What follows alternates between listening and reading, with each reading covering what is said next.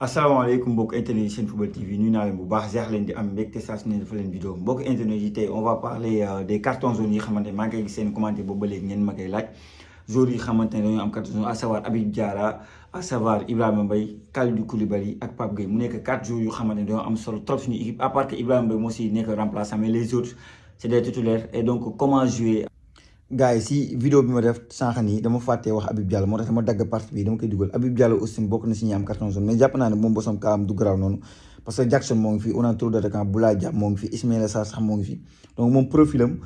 donc y a d'autres joueurs quoi donc il est pas indispensable si li ma xalaat donc si vidéo bi léegi développé mu dara lu bëri ci moom mais bi may montage laa gis ne waxuma ko moo tax ma ne naa dagg benn partie bu ndaw def ko nii ngeen xam ne moom donc dama ko fàtte woon mais Habib Diallo aussi tamit moom aussi bu amee zone si demi-finale bi du mën a jouer finale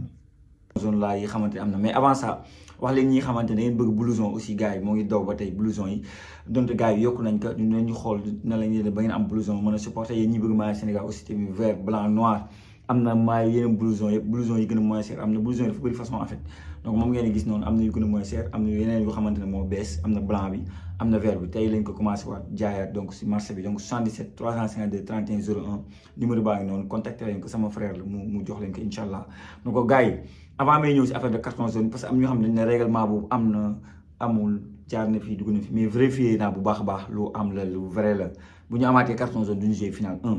dinaa leen tegal benn vidéo Pape Thiaw après le match contre Mali ni mu waxee di nga xam ne loolu règlement bu am la gars yi pour ñi nga xamante ne ñoo ngi douté ñu déglu Pape Thiaw ñu ñëwaat. Coach, félicitations pour cette qualification. Je pense que c'est là être la 6e fois dans l'histoire footballistique de notre pays qu'on va jouer les demi-finales. Vous l'avez composté de fort belle manière. Mais est-ce qu'il n'y a pas un petit regret, même si dans vos discours, vous n'arrêtez pas de dire que vous avez 28 titulaires, mais là, on en sort avec 5 cartons jaunes, donc au niveau du milieu de terrain, vos 2 milieux de terrain et le défenseur central Kalidou Koulibaly. Mais pas un petit regret, un petit pincement de cœur par rapport à ça? Bonsoir Abdoulaye, c'est sûr que j'aurais préféré sortir sans carton. Mais maintenant, je le confirme encore, j'ai 28 titulaires. Donc, je ne veux pas qu'ils soient suspendus, je préfère avoir des problèmes de choix. Donc, voilà, espérons que ça va. Ils sont tellement intelligents, je pense qu'ils vont vraiment jouer en faisant attention. Mais quand ils doivent le prendre, ils le prendront s'ils sont sur le terrain. Maintenant, c'est le plus important pour moi, c'est le collectif. Et c'est des joueurs qui sont déterminés et concernés, qui attendent, voilà, dès qu'on les lance sur le terrain, ils donnent tout pour leur pays. Madame, je me pose une question. Doit-on changer donc certains jours? Quand je dis changer, par exemple, un Habib Diarra, il y a Lamine Camara qui peut jouer. Est-ce que nous avons Lamine Camara? Ibrahima, je pense qu'il n'y aura pas trop de problème parce que c'est un joueur qui est joker de l'histoire, donc on a un deuxième mi-temps. Mais il y a des joueurs on va les pousser sur le milieu de foot. Je pense à Pape Gueye. Surtout à mon Pape Gueye qui l'a gagné. Pape Gueye et Kalidou Koulibaly. Xalaat naa ñu def ay foot ñoom ñaar. Pape Gueye Koulibaly xalaat naa ñu def foot. Koulibaly dafa am instant yi nii ñaar ñooy si kanam ñu xamante ne ça ils peuvent te faire mal à tout moment. Moo tax match yi loolu bu ñu ko bëggee éviter démb waxoon naa ko il faut que ñu tàggoog ñoom premier mi-temps. Il faut que ñu tàggatoo waa Égypte premier mi-temps sinon moom li ñu daloon yaa ngi Coupe d'Afrique bi ñu ñàkkoon loolu mooy dara manqué ay jours comme Kalidou Koulibaly c'est moo tax Pape Gueye pour man Pape Gueye ak Lamine Camara pourquoi pas partie 6 Lamine Camara Pape Gueye ak Habib Diallo pourquoi pas Lamine Camara partie 6. Pour moi, premier mi-temps, Pape Gueye mën na jouer sax am na nu muy demee ñu dugal partie 6 man pour moi loolu solution la Lamine Camara Habib Diallo moo tax match yi pour moi damay baax Habib Diallo sax dugal Lamine Camara yàlla xam na ko parce que Habib Diallo tamit la façon dont ni muy footballé ni muy joué dina la kii man ngeen kii mën nga daw mu accéléré laal la ñu zone la c'est comprendre man zone yi aussi tamit keroog Habib bi daf ñu jaay dëgg man zone Ibrahima Mbaye tiituma si mais zone Koulibaly ak Pape Gueye sax laa gën a tiit. Parce que Habib Diallo c'est un joueur important dans le dispositif tactique mais il y a Lamine Camara qui a un énorme potentiel même si c'est deux profils différents je trouve que ndróowuñu quoi je trouve que c'est deux joueurs yu xam ndróowuñu dara maintenant concernant Pape Gueye il y a partie 6 qui est là il y a Pape Matar qui est là même si Pape Matar perdre na ay points yu bëri vu match de phase de poule yi la perdre ay points yu bëri surtout le match contre Benin bi nga ko teg titulaire mais c'est un milieu terrain qui a des qualités qui peut jouer daaw l'année dernière les finale Europa League gars yi contre Manchester United donc on a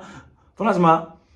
Habib Diallo peut nous faire très mal vu son profil on en a amuñu ko ce volume de jeu capable d'accélérer comme il veut xam nga tout le temps vers de l'avant am négation bi xam nga voilà Pape Gueye il est important mais je trouve qu'un partie 6 est très mën na ko remplacer.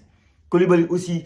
Abdoulaye Seck nga nar a teg te Abdoulaye Seck moom soo waay dalalul sama xel moom Abdoulaye Seck wanul dara même si Koulibaly ren Coupe d'Afrique am demeewul noonu du ngandi Coupe d'Afrique de Koulibaly mais ça reste notre Koulibaly qui a de l'expérience que voilà et à tout moment Mahmouz voilà Salah mën nañ ko sonal mën nañ ko andil caay quoi andil ko zone te yéen ni gis nga li ñu xam ne ñoom xam nañ ko xam waa kaf la xamul waa kaf am na benn extrait dinaa leen ko tegal léegi benn waaye bu ne waa kaf ñooñu jaay ñoo ko dee espérer xam nga nag vous partagez les mêmes idées ou pas mais même baa ngeen déglu ko après ñu ñëwaat ñu waxtaanee ko ñu déglu extrait benn waaye sur TikTok sénégalais ñu ñëwaat. Bonsoir. Je pense que la CAF et le Maroc sont en train de voler le Sénégal. Ils sont en train de nous voler. Le Maroc, la CAF, ils sont en train de voler le Sénégal. Comment on peut nous mettre un arbitre sud-africain alors que nous avons un contentieux avec ce pays? N'oubliez pas qu'on a joué une qualification en Coupe du Monde contre l'Afrique du Sud. Le match a été rejoué parce que l'arbitre a été corrompu. Aujourd'hui, en 24 heures du match, on change l'arbitre qui devait être un certain Gorbal l'Algérien, ils nous mettent un Sud-Africain. Même si on a changé l'Algérien, hein, on ne devait pas nous mettre un Sud-Africain, on devait nous mettre un autre arbitre qui, voilà, avec qui on n'a pas de contentieux. Mais pourquoi les Sud-Africains? Regardez ce qu'il nous a fait. Tous nos joueurs clés, ils ont été avertis. Cela veut dire que ces joueurs-là risquent de ne pas jouer, d'arriver en finale si on gagne, Inch'Allah. Ce jour-là, Pape Gueye, un élément clé. L'arbitre, il l'a fait exprès, il l'a fait sciemment. Il a identifié les joueurs clés du Sénégal et il les a donné des cartes aux joueurs. Pape Gueye, Habib Diarra, un joueur clé. Pape Gueye, hein, voilà, le meilleur milieu de terrain. Il carton jaune pour l'empêcher de jouer, d'arriver en finale. Habib Diarra, hein, Habib Diallo, Ibrahima Mbaye, surtout Ibrahima Mbaye. Premier faute, premier carton. Kalidou Koulibaly, mais ce carton-là pouvait être évité. Ce carton-là, l'arbitre pouvait même pas, voilà, ne devait même pas l'avertir. Ça ne valait pas la peine, mais non, très sévère. Kalidou Koulibaly, carton. Cela veut dire qu'ils sont en train de tracer le chemin pour le Maroc.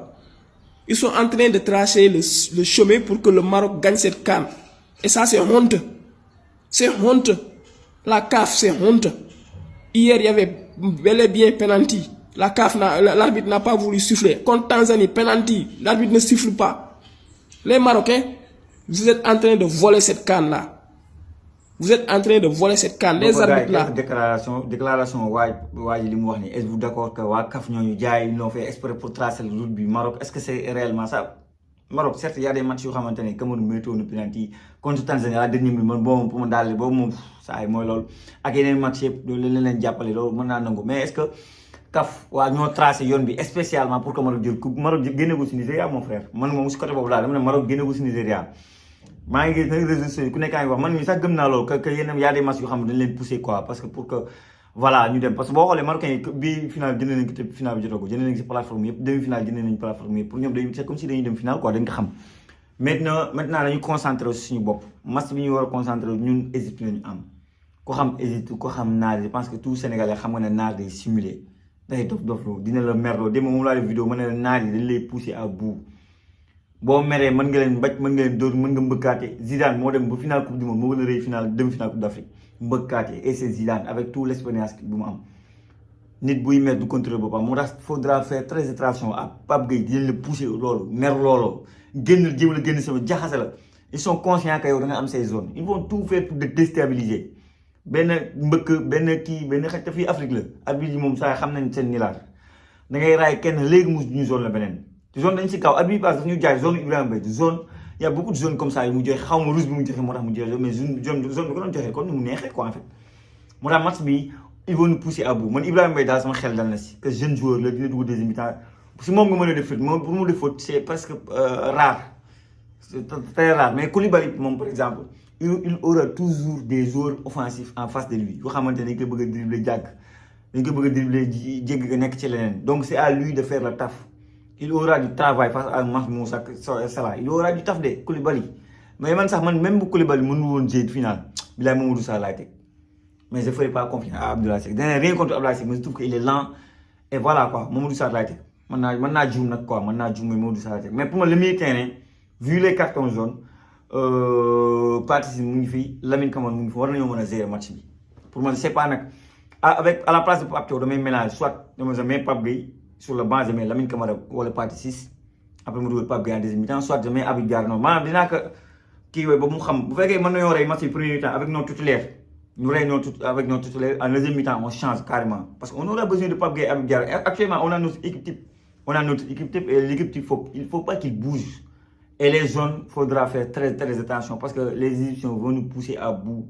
xam nañ loolu noonu pour ñu am suñu zone loolu mën nañu génne suñu match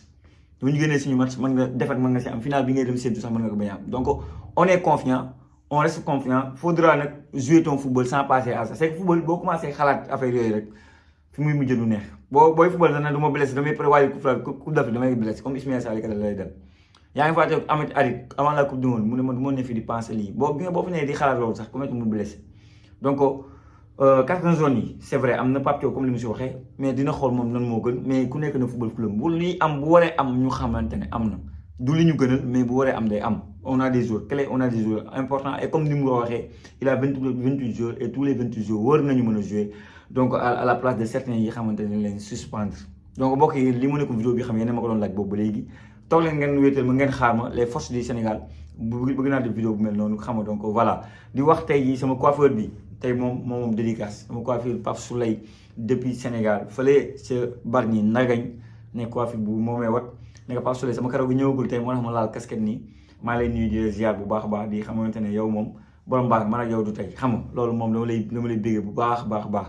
gars yi li mën ko vidéo bi jaajëfal naa leen wax leen yéen ñi bëgg ma suivre suma Snapchat dama koy fàttee def Alpha L'étoile ngeen ñëw ngeen dooleel ma foofu maa ngi am ay 2000 abonnés foofu dafa la yokk quoi Snapchat comme ça ngeen xam samay journée fii Maroc lan laay dund lan laay def samay lépp laay def stade bu ma fa nekkee ni may duggee stade lépp xam naa ne bëgg ngeen xam ci lan laay nekk sama Snapchat c'est Alpha L'étoile dem leen ngeen abonné en masse yéen ñi ma bëgg suivre ci côté boobu que ça soit TikTok tamit Instagram boo tapé Senfootball TV di ngeen gis suñu logo bi jaajëfal naa leen wax leen ba beneen su Senfootball TV